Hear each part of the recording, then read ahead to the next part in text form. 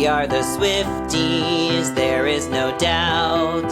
We're over 50, don't count us out. We are in our best era yet.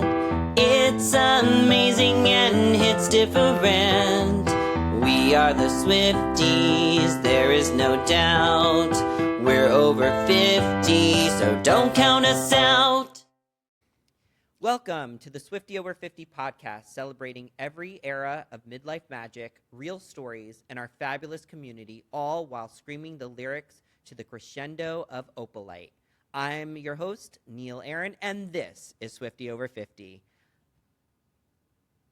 Today's guest is a writer and director whose work has been part of pop culture for over 25 years. He wrote and directed the iconic Cruel Intentions, as well as Beautiful Disaster and Beautiful Wedding. He also directed films including The Sweetest Thing, Just Friends, which is currently having a resurgence, actually, right now. And After We Collided, along with episodes of shows like Suits, Pretty Little Liars, The Mindy Project, and many more. Most recently, he directed the hit Prime Video film Love Me, which was #1 for several weeks. Please welcome Roger Kumble. Thank you, Neil. What a lovely introduction. Well, I thank you, Roger. So we're friends. We should be transparent about that. We'll be transparent. Very good friends. We're very good friends. So this will be easy and also just fun. It'll be fun. So let's start off with some of the basics. We'll get you warmed up. Okay. What is your favorite Taylor Swift song? Wow. I would probably Ready for It. All right. I did not expect that to be the answer. Didn't expect that, did you? I like that. You know, I got into that song during the Eras era because it was like the showmanship of that song was so intense and so good that I was like, ooh, I really, really like this song now. And then in the documentary, it showed one of her dancers wanted to do the dance with the other women, and Taylor was like, oh, yeah, sure, no problem. And that was their dream to do that. And so that kind of made that song even more big. But what do you like about it? Just, I love the opening. The energy going into that album is incredible. It was also this movie I did, Love Me, the book fans adopted it as their own. Oh, no way. It was, you know. That is so cool. If I posted something and played that, they'd go crazy. Oh, that's amazing. I didn't know that connection. Yeah.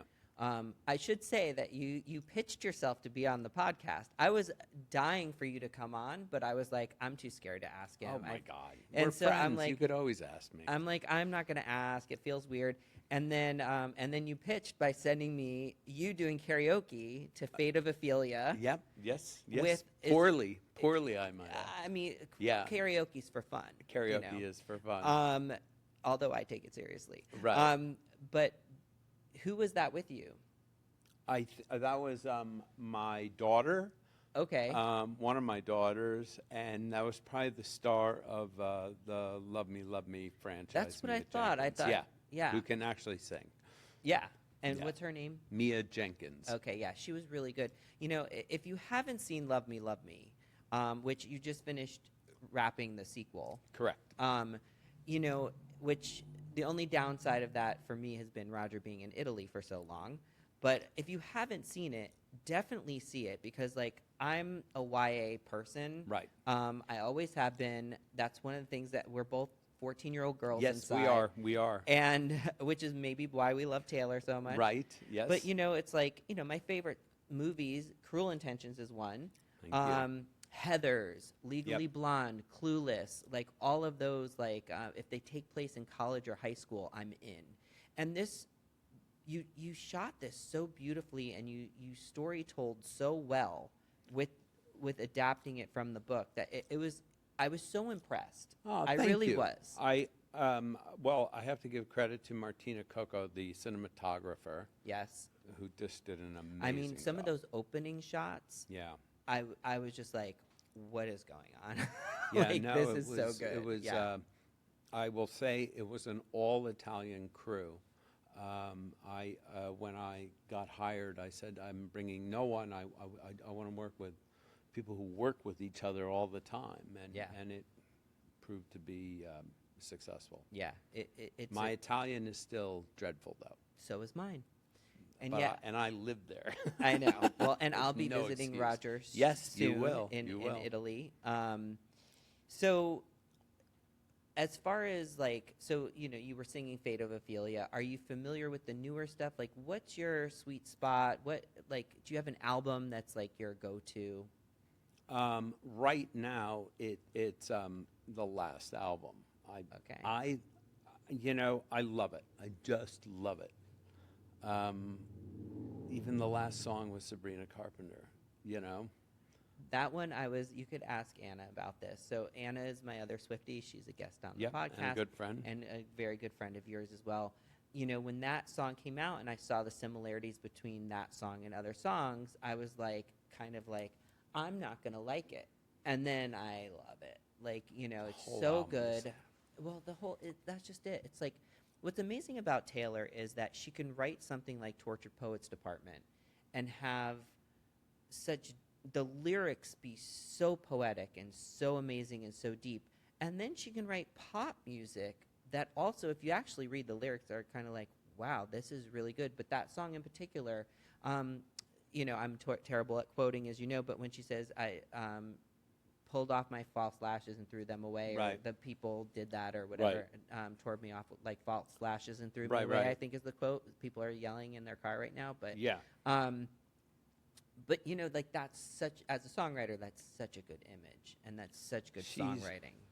I mean, she's a genius. Yes, agreed. She's probably the greatest current artist, I think, on the planet. Absolutely. My opinion. It was so interesting also to listen to the New York Times interview she did for the 30 Greatest Living Songwriters. And you see the depth of her knowledge, or you know, that she can talk about the Brill Building in the 60s and the songwriters and the craft of songwriting.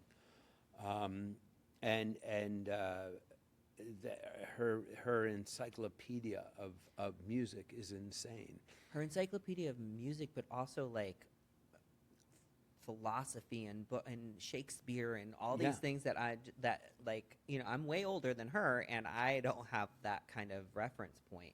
Around songwriting, I mean, I spent my early 20s getting stoned and listening to music all day. Right. You know, like I would go to, back then it was Amoeba Music, and I would go in the bargain bins, and I would like save up my money, and I would go, and I would just go home, and I would just be like, what's it about Bob Dylan everyone's so crazy about? And then I would listen, and I would read his lyrics, and I would just go, oh my God, this guy. Right. And then, you know, and that's how I discovered more people than just the mainstream and like what I heard in college and whatever. But, yeah, her capacity is so. It's her play on words is just, and her how prolific she is. I remember during COVID when Folklore came out, and I was like, wait, we were all sitting on our ass, and she made an album, and then she made another album, I'm watching Tiger King, and she's making some of the best art in the world, and it's great music. And you're like, the drive, you know, it's just something to admire in an individual. Plus the fact that, you know, her performances. I saw the Reputation tour. I took my daughter and her friends and some of the other dads, but I literally went for myself. I didn't care about my daughter or her friends, and I was singing all the lyrics, and that show, even I would compare it to the Eras tour. It was so incredible. It was so incredible. Did you see the Eras tour live? I did. Oh yes, where? I did. At SoFi. Okay, where, like, you know, I've seen a recording of that show, or at least part of that show, or at least one song of that show, and it was, I mean, the electricity comes right through. It must have been incredible being there. It was incredible. It was like the tickets were so outrageously expensive, and I happened to, you know, in my line of work, you meet people. and I had the pleasure of knowing this guy, Max, I will say. He's a guitarist for Taylor. He is just incredible musician and the nicest person, and just always has the greatest things to say about her. And he had reached out to me. He says, "Do you want to see the show?" And I go, Are you fucking kidding?" Yeah. And I go, "I can't." I go, "I was never going to ask you. I was never going to ask you." And he goes, "That's why I'm asking you, because you didn't." And our names went in a lottery, and I got 4 tickets, and luckily one of my kids was away, and so fuck them. Yeah. And then I took the other 2 kids and my wife, and we went, and it's like a religious experience. Seeing That's her. a good way to put it. It is a religious experience, and that's why I feel like it resonated so much. I feel like there's different like echelons of fans, and that there's different like in the cult of Taylor, let's call it. Right. There is that like entry point, and there is that kind of like curiosity, discovering, uncovering, listening to songs that aren't on the radio and being like, "Oh wow, no, there's something here," and like, "Wow, that one hit." And then as the albums go on, you get deeper and deeper and deeper, and then Eras was just this like full in It was incredible. 'Cause yeah. she hit everything. And my wife and daughters dressed like their favorite era, her connection with her audience, even if it's the size of SoFi Stadium, she still has that intimate connection. Yeah. No one comes close. No one comes close. Yeah. And the fact that it was 3.5 hours long, and she's not even out of breath, and she is just going through and has the smile on her face and is serving and sounds flawless the entire time. Yeah. And just it is a religious experience. It's just it's a journey. Seeing the height of humanity. This is the super being, Taylor Swift. Yeah. So, but she also, what's great is she makes it available for everyone. She filmed it and put it on I think it was Disney or something like that. Disney So, Plus, God bless her. Yeah, and I mean, it's the gift that keeps on giving, because I can see it anytime I want. Yeah. And it's like, the last song is Karma, and when it comes on, you're kind of like saying goodbye in a way, and it's sad in a way, but it's happy, and you're just having this like closeout moment or whatever. And I heard Karma the other day on my playlist, and I just started crying, because I was like, it felt like I was back in the Eras tour, and I was just like, oh, this is the goodbye, and this is like, the last time. Right. Well, what's interesting is like watching her grow as an artist. I think the first time I probably heard her was maybe Love Story or Tim McGraw or something like that. And then I was like, oh, this is like Shania Twain or Leanne, like somebody who's country and might cross over to pop, and some of them had done it great. Shania, like that album Up. I don't know if you remember the Shania Twain album. It was great. Or the Chicks. The formerly the Dixie Chicks. No, the Chicks. They had also crossed over, and Who I are was Swifties. like, oh. Shania's a Swiftie as well. Yep. Yeah. And you're like, oh, is this gonna happen? And then I think it was when Red came out that she, for me, made the shift to pop, and did it so well. And that's when I started coming in. Yeah. Closer. Yeah. Because, before that, well, the first time I heard her, my sister said, oh, listen to this. You love songwriting. Listen to this girl. She's 16 years old. And she played a song for me. And I said, oh, she's not bad. Like, she's pretty good. And I was like, oh, I remember Jewel the first time I heard Jewel. Right. Yeah. I was like, oh, she's good. Yeah. Like, that's a good songwriter for a teenager. Yeah. But not even just for a teenager, for anyone. Yep. And then I just kind of let it go. And then as a nanny and as a babysitter, and this 12-year-old was like, "Oh, you got to listen to watch Taylor's new video," and it was "You Belong to Me," or "No, I'm Not." Right. Even, Yeah. And I was like, "Oh, that's fun. That's cool." And then I kind of put it down. I was like, okay, I like that one song of hers. And then 22 came out and all the other Right. ones from the Red album. Right. And I was starting to really go there. And then 1989 came out, and Yep. it was like, oh my God. And then, yeah, it just kept growing. But Folklore was a turning point for me because I interesting. feel like it went to my roots of like singer-songwriter like Sarah McLachlan Yeah, yeah, and yeah. Tori Amos and all the, you know, the Indigo Girls, like all that like real storytelling folk-like song. Right. And I was like, I'm in. The fact that she also did you ever watch the the long pond sessions? It's on Disney Plus. Yeah, I think I did. Yeah. Yeah. And it was like her in the pandemic, just Yeah. like and Yeah, oh, yeah, Jack I did, just I sitting did. there, just Yep. singing the song, and she sounds perfect through the whole song, and it's like she's so amazing, you know. But it's like even doing that during the pandemic, like that's got to be an undertaking. But then and then you're releasing Evermore. Yeah.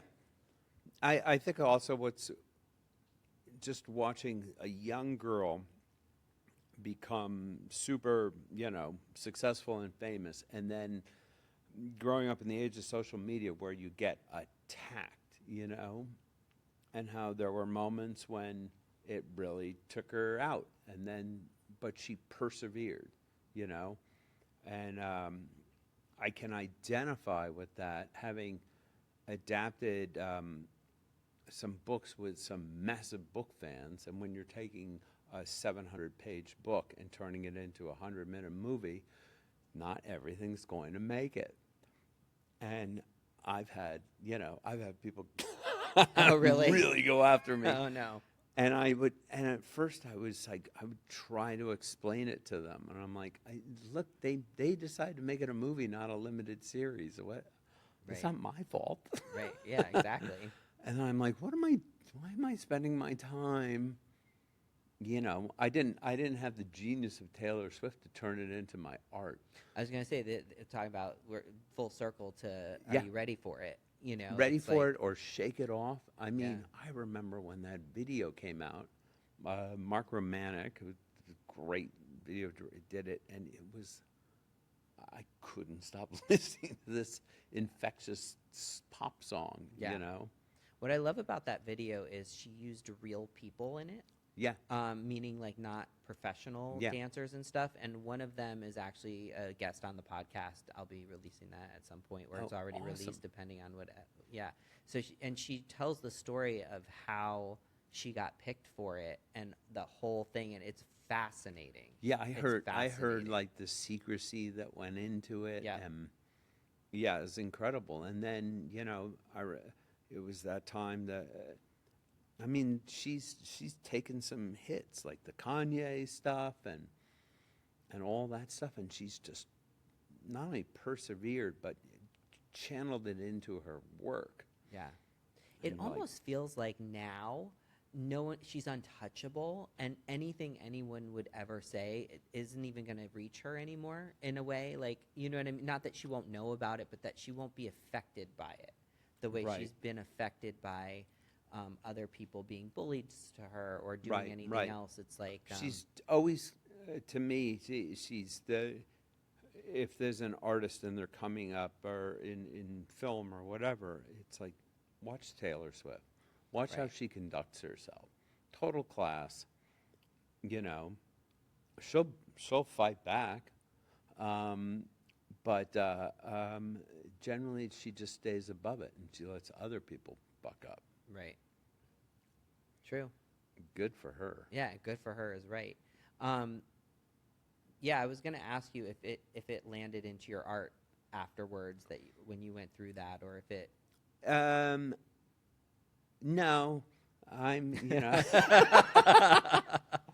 No, I suffer from what we call alcoholism. Yeah. And where I'm hypersensitive. And so I'm like, why am I up at 2 a.m. talking to somebody who I don't even know who they are, Right. I might be talking to a prisoner Right. Right. disguised as a Right. girl. I'm like, Right. what am I doing? So I would love to, sometimes I'll just exhaust myself and I'll just finally block them or Right. whatever. But you're a people pleaser, so it must be I am hard. a people Yeah, pleaser. so it's hard for you to like have someone not like you. Yeah, it's funny. Even last night, because I've been involved with this franchise, and I there's so many love connections, and I just posted the map of all of the connections just for the fans, and of course, instantly it's like, where's Marvin? Right. And I'm like, oh, fuck. I can't win. Well, I mean, I'm sure facing many a Swiftie comment in my comments about me saying something that I did wrong or that I got Right. wrong Yeah, or yeah. that I Yeah. misquoted or whatever. And that's fine because I'm human and I'm doing my best and Yeah. I'm a fan, but I'm not the tech. I mean, there are Swifties out there that I'm so in awe of how much they know and how much Yeah. they can dissect the Yeah. the Easter eggs in ways that I never could imagine. It's like my hats are off to them. But I'm not one of that. I'm not on that Yeah, level. yeah. And I know it. I know it's my place. the cast I'd worked with recently. Some of them are new and young and all that, and I said to them before the movie came out, and it was like they did this huge premiere in Rome, and the book is huge there. So it was like a rock concert. It was screaming fans, and I said to them, if you're gonna go online, and I know you are, just suit up, put a coat of armor on, because you don't know who you're talking. You might be talking to the actor who didn't get an audition. Right. You don't know. Right. And they're all like, yeah. And then like a week later, they're like, a lot of people have said that you are too fast-paced. I'm like, stop listening to them. Right, totally. Yeah. Well, it's interesting because, you have this ability to nurture young talent into stardom. Like, we're talking, you have helped launch people's careers that are A-listers. I mean, Reese Witherspoon. I would say Sarah Michelle Gellar. She was on Buffy. She was on Buffy. But it put her into the movie category with Cruel Intentions. Right. Selma Blair. Yep. There were so many people that, and then even just you worked with people who were in their earlier stages of career, like Cameron Diaz and Christina Applegate. And, even though Christina Applegate came from TV and had transitioned into film, Yep. you have a knack for really developing, having the eye to see who, by the way, these are all Swifties. They're all Swifties. Yeah. Sarah's a Swiftie. Sarah's a Selma's Swiftie. a Swiftie. Yep. Christina Applegate's a Swiftie. Cameron Diaz is a Yep. Swiftie. They're all Swifties. So you're doing something right. You're picking the right people. A lot of times, I'll be honest. Reese is a Swiftie. Yeah. Yeah. A lot of times, I have a great casting director, and I just listen. A lot of it is like, who do you think? Who do you think how do we put this puzzle together? But you have a way of bringing out their best, and Thanks. that's why part of the excitement for me around Love Me is, where are these people going to be next? Because I'm Right. because I'm like, you're spotlighting their talent. You're taking these people that I've never seen before, and you're showing me how talented they are and what they can do, because you're a good director, and that's what you're doing. And one of the joys, and the second movie will come out, I think in the spring is what I'm told. But I said to the cast when we started filming, because what was great about the experience is my wife, Mary, who came out, and she loves cooking. We cooked dinners, and we had the cast over, and we do karaoke, and it was a real bonding thing. And I said to the cast, I'm like, one piece of advice: don't fall in love with each other. Become friends, but don't, because I've seen too many times where you're in love and then you're not. Right. It's a problem with the filmmaking, and especially if they're sequels. Yeah, exactly. And they all became so tight and such good friends, and they make these videos on TikTok, and so in the second movie, I tried to capture some of that, what they were doing off screen and on screen, and more ensemble scenes, and hopefully it works. Yeah. Hopefully it'll work well. Yeah. I see the editors' assembly in a week. Right. So. Yeah, and so that's exciting, and it's also like giving the fans what they want. Yeah, because it the is. fans want to see the behind-the-scenes stuff. They want to see the cast getting along. They want to Yeah. see them being really friends, not just playing friends. Yeah, no, that was great, and it was. We have this author Stefania S, and she's lovely and was so collaborative, and that was just incredibly helpful too. That we were all kind of in sync. It's amazing. Yeah, Yeah. rare. And did you learn the hard way with that Oh, stuff? yeah. Okay. No, I will. Because I'm, of course, in my mind, popping You up know, different couples that have been in, I've, like 38-year, 40-year career. You have they're all your kids. These films, like I put like 2 years into each of them, and I really wanted them to do well. And then you put them out into the world, and some of them are loved, and some of them are meh. And I'm still friends with some of the people from the meh films.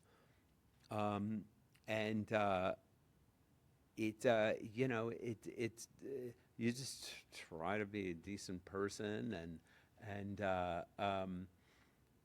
it's a bummer, but careers are like roller coasters. They're up and you're down, and all that. And no, there was there was one film that I'm very proud of, and there was this thing with the fans where they wanted the two leads to be dating, and I think they were just professional actors. Right. But they would. It was also during COVID, so everything was dialed up. Right. So it made it a little intense. It was. Yeah. And then, did it come out as a meh to people, or was it? No, it was actually, the movie was a huge. It was called After We Collided. It was the second in the After franchise. Okay. And I had come on board, and I kind of altered the tone of the franchise, because dealing in YA, that genre, it sometimes can evolve into just melodrama for the sake of melodrama, and I'm bored. So I'll try to infuse some humor into it. If it comes from a place of truth, I'll be like, hey, we'll do this. Doesn't always make everybody happy when I do it. In the case of that movie, where I'm happy is it's been 6 years, and it's garnered a lot of love, by people I over haven't the seen years. it, so now I want to No, see it. I'm proud of the film, and I'm proud of the everybody involved in it. It was I was just a little on my own with tone on that one, but I was right. No. Yeah, no, of course you were. No, because you have such an eye and an ear for, like I said, you're a 14-year-old girl. I am a 14-year-old girl. I am too. Yep. So that's why I connect to that stuff, and when it's authentic, Yeah. it's there for me, and when it's not authentic, I can smell it and I want it gone. Right. And that's how you are too. It's like Yeah. you felt like, oh, this is just melodrama for melodrama. We don't have to just do this just to do this. Like, let's have it be, let's tell this story in a way. Yeah. Let's make it interesting, and then you kind of, once you get to know the actors, play to their strengths. I think the challenge for some of the actors in the Love Me franchise is English is not their first language, and it's very, very hard. And they're great with it, but at the same time, if we're on set shooting, I'll say, does that sound like marbles to you? Because Right. let's change it. Let's just, what are words that are easy for you to say, Which, when you're, for me, as a writer, Yeah. and as someone who plans to one day write a YA thing, Yeah. maybe you'll be the director. Yeah. Maybe we'll co-write it together. Who Yeah. knows? Who knows? You know, I think the strength of that stuff is not like I watch old episodes of 90210. Right. And when I watch, you know, one of my favorite shows ever, Right. Especially when they were in high school and then in college. Yeah. But now I'm in the seasons where it's later, and it's like, Right. but Jenny Garth, Tori Spelling, shout out, they're Swifties. I was in love with Kelly. Oh yeah, I was in love with Kelly. I was obsessed with Brenda. Fair enough. I was obsessed with Brenda and Shannon Right. Doherty, and she was Right. in Heathers. I mean, she was like a queen for me. And you know, one of the things that I am watching happen and everything Right. is this making up stories just to make up stories, and also hearing the tone of this was written by an old guy. Right. This wasn't written, like, this isn't how teenagers talk to each other. Right. This isn't how, you know, and so it's important that when you say to someone, like, if it sounds like Martin, like, how would you say it? It's important for it to come out of their mouth the way. One of the things I try to do is, you know, it's very hard, you know, because they shifted it to an international film, everyone's Italian except me and Mia Jenkins and one or two other people, but so I will give them agency. I'll be like, I'm a 60-year-old man. Right. I'm going to, you know, I contribute to the script. It's not written, but I will, you know, put my mark on it.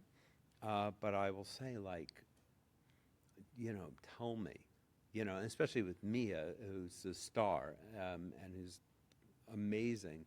You know, on the second one, I'm like, I need your help, you know. And she ran with that. She'd be like, we don't say things like that. That's perfect. This sounds though. like an That's old white guy. Yeah, totally. And I'll be like, thank you. Thank you. Yeah. Thank you. And what's interesting with Taylor is that she has a way of speaking to us, Yeah. even though she's not 60 or 52. I'll be 52 in a few days. Right. But, you know, Happy birthday. even though, thank you. You know what I mean? Like, that's part of the thing that baffles me about me being a Swiftie is, like, how does this, you know, person in their mid-30s speak to me and speak to the 10-year-old and speak to the 20-year-old and speak to the 30-year-old and the 40-year-old. Like, she's so universal with her storytelling. Yeah. And being able to use phrases that are current but yet not over my head. You know, because now that I don't work with teenagers and kids on a regular basis, I've lost some of the vernacular a little bit. Right.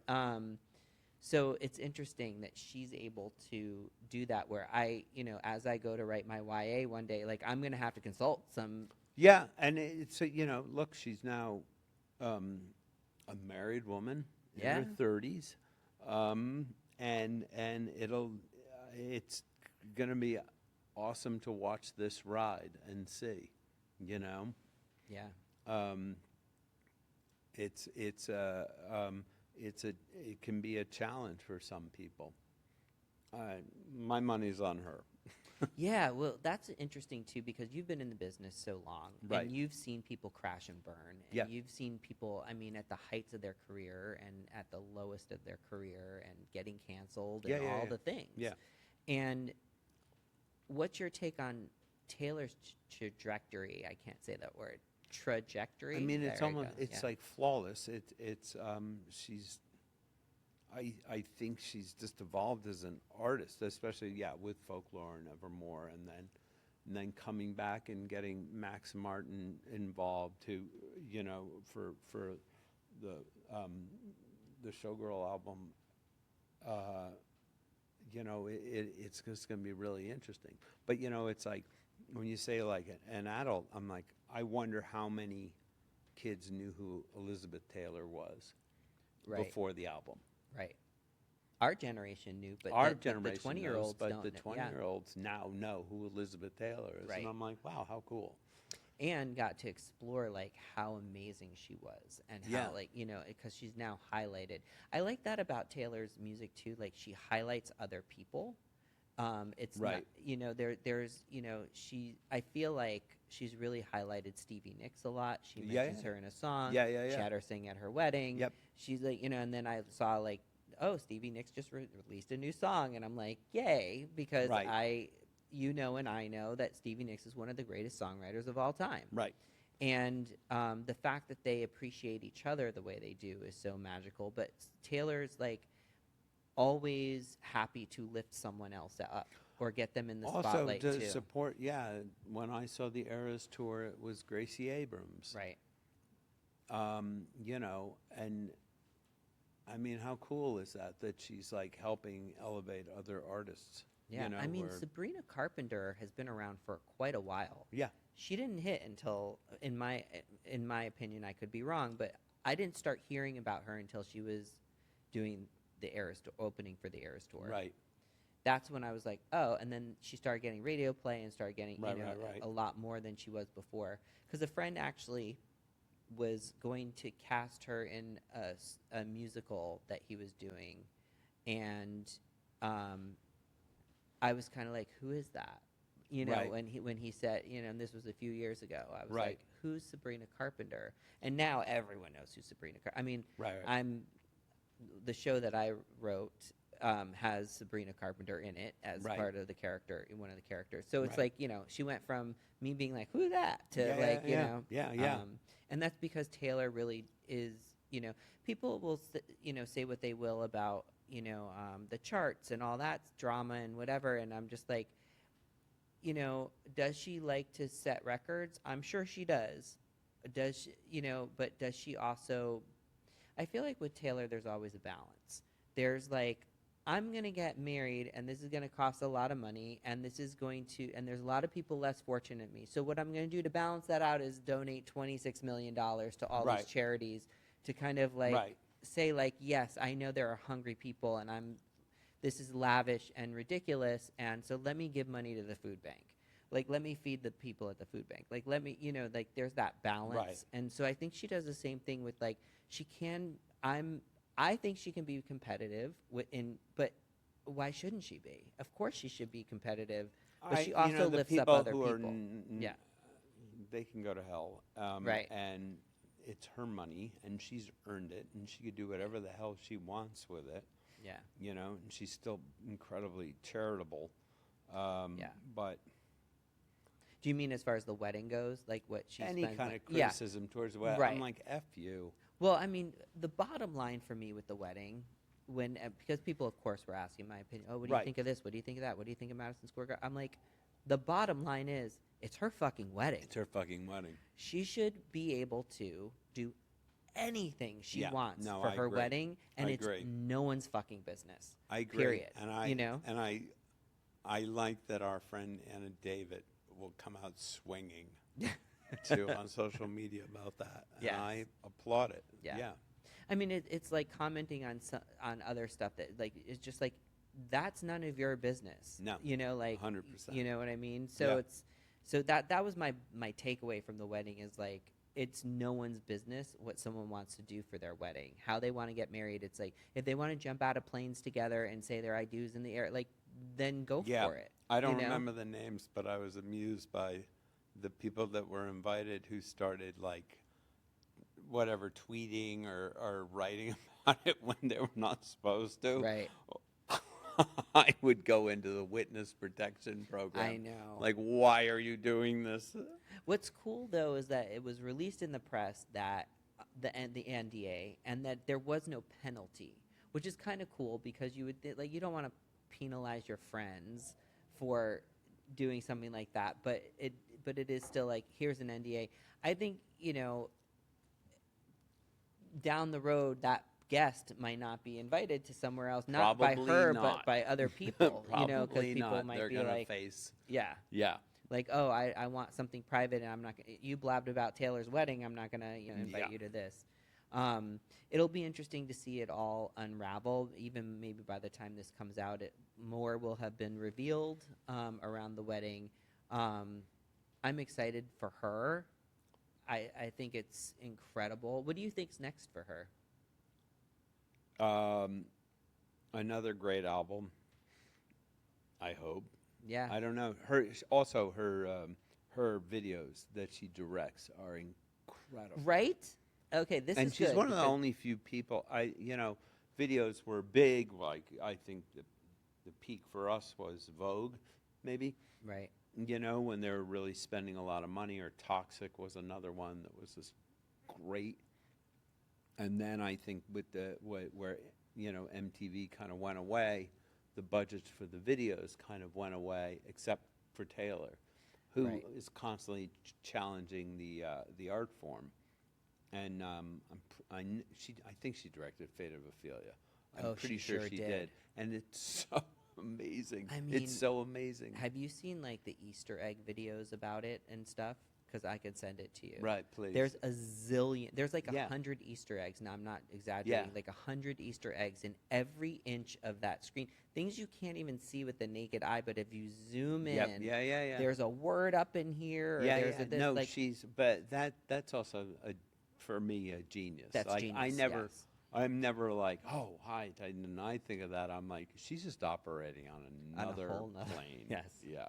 Well, that's just it. She's on another plane. Yeah. She is, for sure. Yeah. And that stuff, but like, it's actually, I'm glad that you're here as a director to say, like, because of course, everyone has their opinions.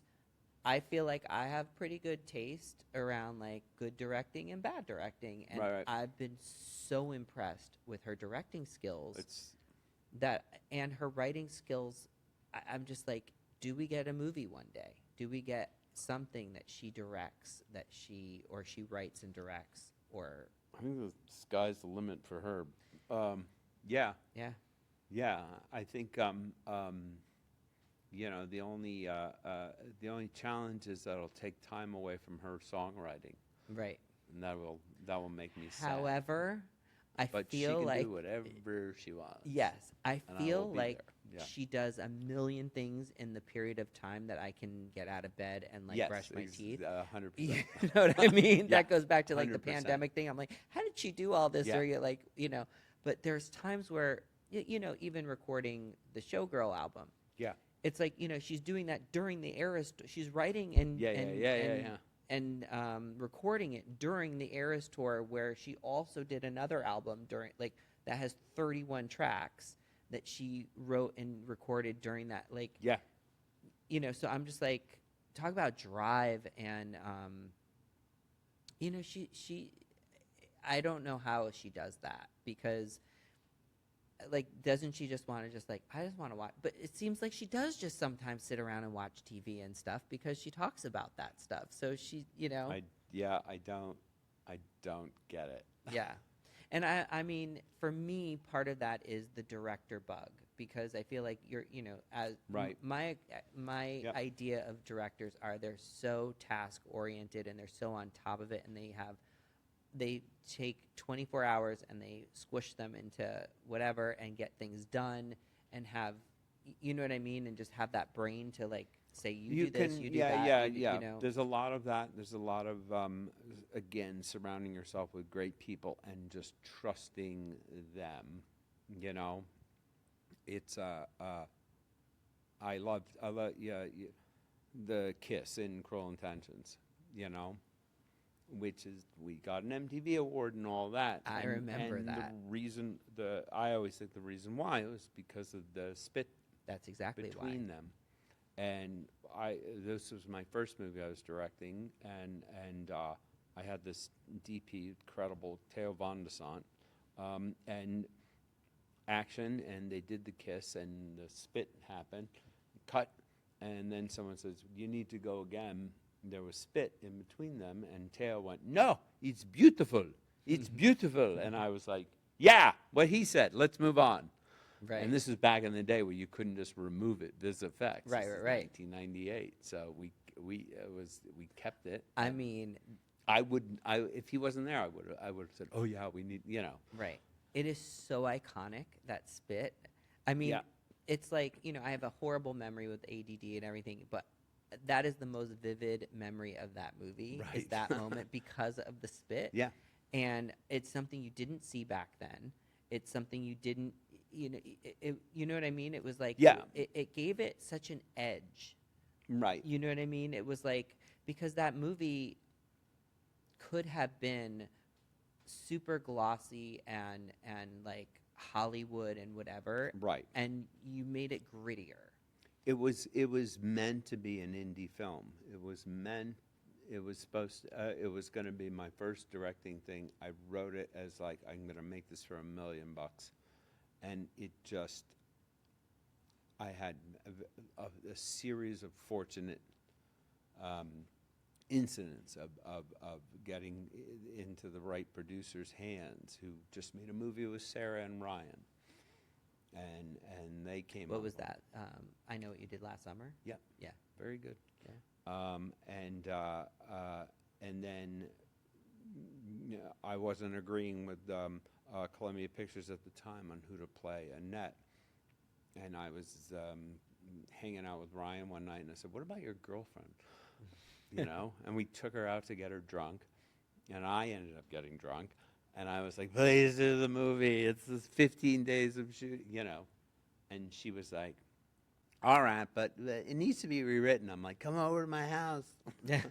So Reese came over to my little house at the time, and we rewrote the part.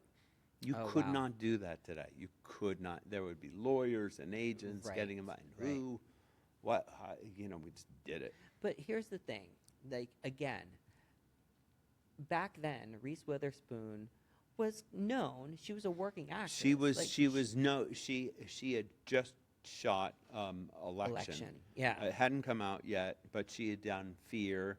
I knew her from Man in the Moon. You know. I knew her from, I can't remember the name of the movie, but it was so good. It was so campy. And she plays. Freeway. That's the one. Yeah. Oh, that's she's where I great. first, No, I was she's- like, she's I incredible. love this woman. But you took her talent, and you were like, you knew somewhere, like, Yeah. I'm gonna let her, like, yes, come rewrite it. Like, you know what I mean? Like, not many people trust a young actress, especially in Yeah. the 90s, Yeah. to come in and rewrite a part in a major motion picture. It wasn't major at the time, but yes. But I've had that experience of working with very, very smart women throughout my career, and I mean, it's funny you say Reese, because she's almost the closest thing to Taylor. You know, she's a phenomenon. she's an industry unto herself. Yes. She's another, because she's another one that she's like, I'm like, how much do you get done in a day? But she's like type A, like, 'cause isn't that the name of her? I know, it's her company, yeah. I mean, she's like ding, ding, ding, ding, ding, ding, ding. Yeah. And I'm just like, how does she do all that? But she's a Swiftie. She Yeah. connects with that energy. Yeah, yeah. That Taylor and has, Is just just so smart. Yeah. Yeah, and then Cameron Diaz, when we did Sweetest Thing, she was the highest paid actress in history at that time for that movie. Wow. And I could have gotten clobbered. And she was so great. She was just such a pleasure to work with, and so smart. And you kind of see, oh, this is why they're movie stars. Right. It's not luck. It's not. They're really smart people. Yeah. You know. Yeah, well, absolutely, because Reese is brilliant, and Cameron. I mean, they're just Yeah. so smart, and there's something. Again, there's something about Mary. Now, there's something about Cameron that's also just that it factor. Yeah. Reese has it. Like, the people that you work, you see it, and then you put it on film, and then other people see it. Yeah. And yeah. I feel like that's, with I've Love had Me, some- Love Me, that's going to happen too. I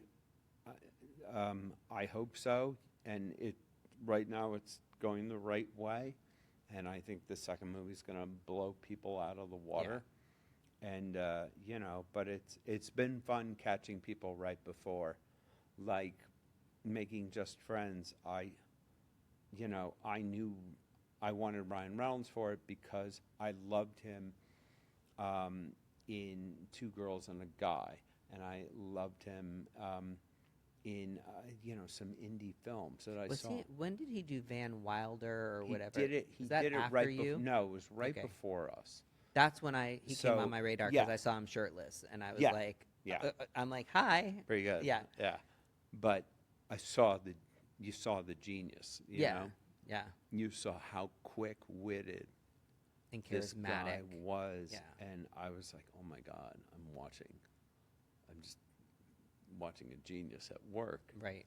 And you just try to capture that. And then I remember, at least with him, I remember we made the movie. It did okay. It's now gone on to this other thing.